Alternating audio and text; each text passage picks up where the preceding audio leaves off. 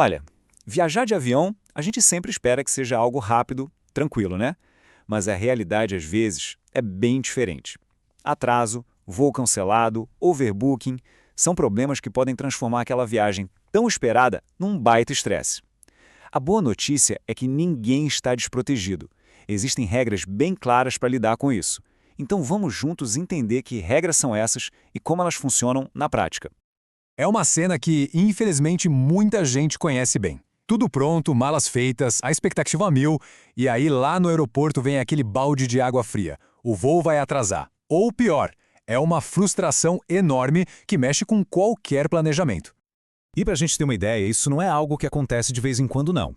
A estatística no Brasil é essa. 1 a cada 113 passageiros sofre com atrasos importantes. É muita gente. Esse número já mostra o tamanho do problema e por que é tão crucial saber o que fazer numa situação dessas. Então, para a gente organizar as ideias, nosso papo vai seguir estes pontos aqui. Primeiro, o caos no aeroporto. Depois, as regras do jogo. O que fazer em caso de atraso e cancelamento. A questão do overbooking. O que vai além da compensação básica. E, para fechar, um passo a passo de como correr atrás dos direitos. Bora lá, então! Começando pelo começo. O caos no aeroporto. Cada caso é um caso, claro, mas os problemas mais comuns acabam se repetindo bastante e, olha, afetam milhares de pessoas todo santo dia. No geral, os perrengues se encaixam nessas 3 situações aí. Atrasos, seja por clima ou problema técnico, cancelamentos que aparecem do nada e o tal do overbooking, que é aquela situação absurda de ter a passagem comprada e não poder embarcar. O importante é saber que, para cada uma delas, a companhia aérea tem obrigações a cumprir. Ok. E é aqui que o jogo começa a virar, porque não é terra de ninguém. Existe uma regulamentação feita exatamente para proteger o passageiro. É a ferramenta mais poderosa que se tem nessas horas. Quem dita essas regras é a ANAC, a Agência Nacional de Aviação Civil. E o documento que todo passageiro deveria conhecer é este, Resolução número 400. É basicamente um manual que diz o que as companhias aéreas precisam fazer quando as coisas não saem como planejado. E o coração dessa resolução é um conceito chamado assistência material. É bom guardar esse nome. Na prática, é a obrigação da empresa de cuidar do passageiro que ficou na mão. Isso significa dar acesso à comunicação, oferecer alimentação e, se precisar passar a noite, garantir hospedagem. E o ponto mais importante, essa assistência é um direito, não importa qual foi o motivo do problema. Certo. Vamos então para o caso mais comum de todos. O voo atrasou ou foi cancelado. O que a companhia deve fazer? Bom, isso depende de quanto tempo de espera estamos falando. Pensa que é como uma escadinha, sabe? A cada degrau de espera, um novo direito surge. Atrasou mais de 1 hora, a empresa tem que dar um jeito de a pessoa se comunicar, seja com internet ou telefone.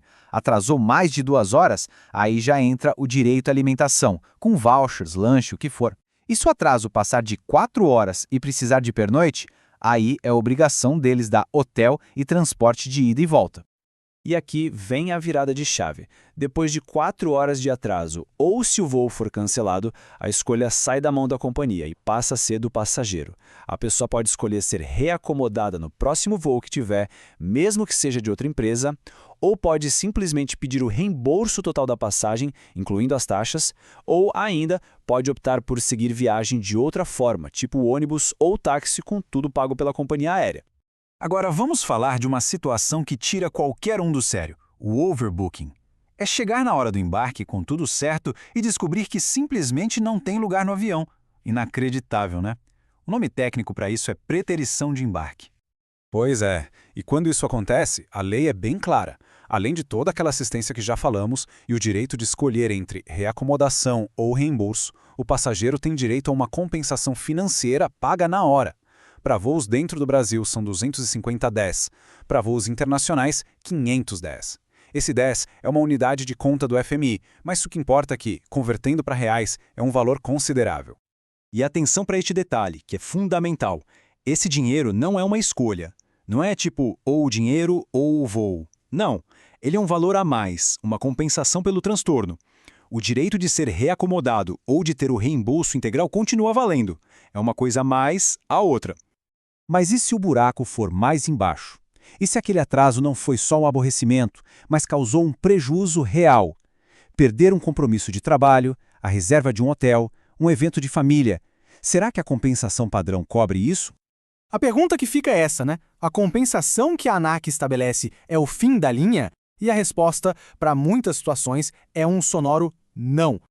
É que entra em cena o Código de Defesa do Consumidor. E ele traz um princípio-chave, o da reparação integral. O que isso quer dizer? Que aquela compensação da ANAC é o ponto de partida, é o piso, não é o teto. Se o prejuízo foi maior que isso, seja um prejuízo material ou até moral, a pessoa tem o direito de buscar uma reparação completa por tudo que perdeu.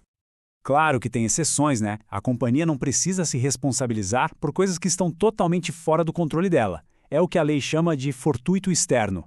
Pensa num aeroporto fechado por causa de um furacão. Aí não tem o que fazer. Agora, problema técnico no avião, falta de tripulação, reorganização da malha aérea, tudo isso é fortuito interno, ou seja, faz parte do risco do negócio deles e a responsabilidade continua sendo da companhia. Agora, um ponto de atenção que vem de decisões mais recentes da Justiça. O tal do dano moral não é mais automático. Não basta só o estresse e o desconforto. Para conseguir uma indenização por dano moral, hoje em dia é preciso comprovar que o problema no voo causou um prejuízo concreto, que a pessoa perdeu algo importante de verdade, seja pessoal ou profissional. Beleza, já entendemos os direitos. Mas e na hora do vamos ver? Como é que se faz para reivindicar tudo isso? Agora a gente entra na parte prática. Um plano de ação. A melhor estratégia é ir subindo os degraus. Passo 1. Tente resolver direto com a companhia aérea, ali no aeroporto mesmo ou pelos canais oficiais. E guarde tudo, hein? E-mails, protocolos. Passo 2. Não resolveu? A gente escala. Faz uma reclamação formal na ANAC ou no site consumidor.gov.br e se nada disso funcionar, passo 3, aí o caminho é buscar justiça. E olha, ouvir a palavra justiça pode assustar. Mas não precisa. Os juizados especiais cíveis, que muita gente conhece como Tribunal de Pequenas Causas, existem justamente para isso. São feitos para resolver esses problemas de consumidor de um jeito mais simples, mais rápido e, em muitos casos, sem custos. É uma ferramenta muito acessível. No fim das contas, a mensagem é essa. Uma passagem de avião não é só um pedaço de papel que dá direito a um assento. É um contrato. Um contrato de prestação de serviço. E conhecer as cláusulas desse contrato, ou seja, conhecer os próprios direitos, dá segurança para poder exigir que ele seja cumprido. Estar informado é o que transforma um passageiro frustrado em um cidadão que sabe se defender,